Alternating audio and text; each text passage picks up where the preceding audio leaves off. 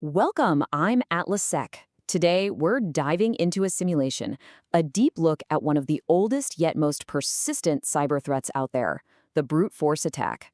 We're going to break down how it works and, crucially, how we can shut it down. Look, our goal here is simple: to arm you with knowledge. This isn't about teaching anyone how to do this, but about understanding how it happens. Because when you see the attacker's playbook, you really start to appreciate the defenses that are working behind the scenes to keep you safe. It's all about boosting that digital awareness.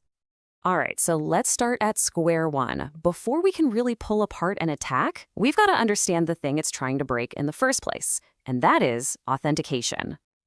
So what exactly is a brute force attack? Well, it's pretty much what it sounds like, a pure, relentless assault. The best way to think about it is like someone trying every single possible key on a lock, one by one. Except instead of a physical key, an attacker uses automated software to just hammer a login page with millions of password combinations, hoping one eventually clicks. Now, this is what's supposed to happen. The normal everyday login. You pop in your username and password, the system checks its list, sees a match, and boom, you're in. It's that smooth, trusted digital handshake we do dozens of times a day. Okay, so now let's flip the script. We've seen the user's side of things. Let's look at this whole process from the attacker's point of view. And this is a really important point. The attacker isn't usually trying to crash the whole system or cause some massive server meltdown. Nope, the goal is much quieter. It's about slipping past that digital gatekeeper to get access to an account and all the valuable data inside. You know, brute force attacks really come in two main flavors. What we're looking at today is an online attack. That's when they're hitting a live login page directly. But there's also the offline attack. That's a whole different beast. It happens after a data breach, when hackers get their hands on a stolen file of scrambled or hashed passwords. Then they can use their own super powerful computers to try and crack them at their leisure, with no website defenses to slow them down.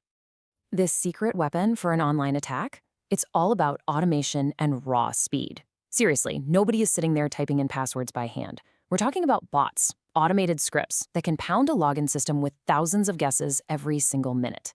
And that incredible volume, that's the first major red flag that an attack is happening. But here's the thing, a modern system isn't just a sitting duck. It doesn't just take this punishment. It's designed to fight back, automatically. So let's see how it defends itself. And this is where the attacker's whole plan starts to fall apart. See, every single login attempt, whether it works or not, gets logged. Every guess leaves behind a little digital footprint.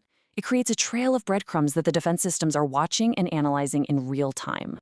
So what does the system do with all those logs? Well, first, its alarms go off. The algorithms spot this crazy high rate of failed logins coming from one place. The first move, it throttles the connection, basically telling the attacker to slow down. We call this rate limiting. If the attack keeps coming, the system takes the next step. It just temporarily locks the account. And just like that, the attack is stopped in its tracks. And then there's another clever layer of defense. The system has to figure out, is this a human or a machine? And that's where things like CAPTCHA come in. You know, the click all the traffic lights puzzles. A bot is going to have a really hard time with that, but a real person can solve it in a second. It's a simple but super effective way to block the automation. Okay, so the automated attack has been slowed down, maybe even stopped completely. The system has done its part, but now the spotlight swings over to something else. Now, it all comes down to the strength of the password itself, and that's the one part that you control.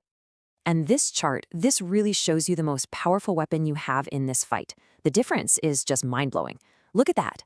A simple 8-character password? A modern computer can crack that in minutes. But just look what happens when you add a few more characters.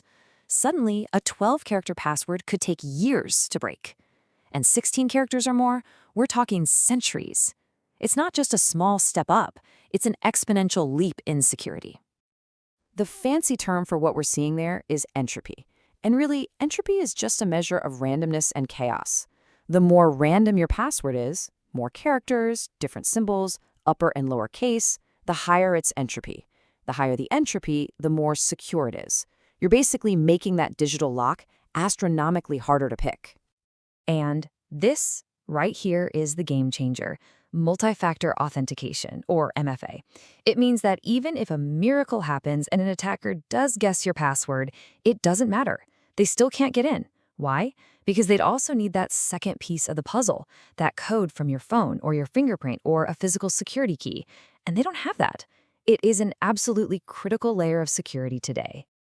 So we've seen the attack, we've seen the defense, so what's next? Let's take a quick peek at where security is headed. You know, how we prove we are who we say we are online is always changing.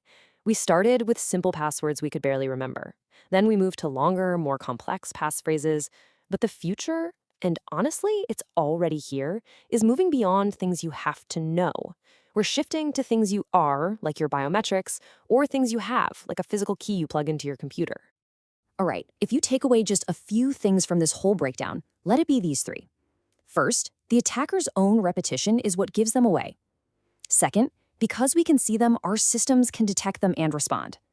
And finally, the best prevention isn't just a strong system or a smart user. It's a partnership between the two. So I'll leave you with this question to think about. As we slowly but surely move away from passwords, how are we going to prove who we are online? It's a big question, because the very idea of our digital identity is changing.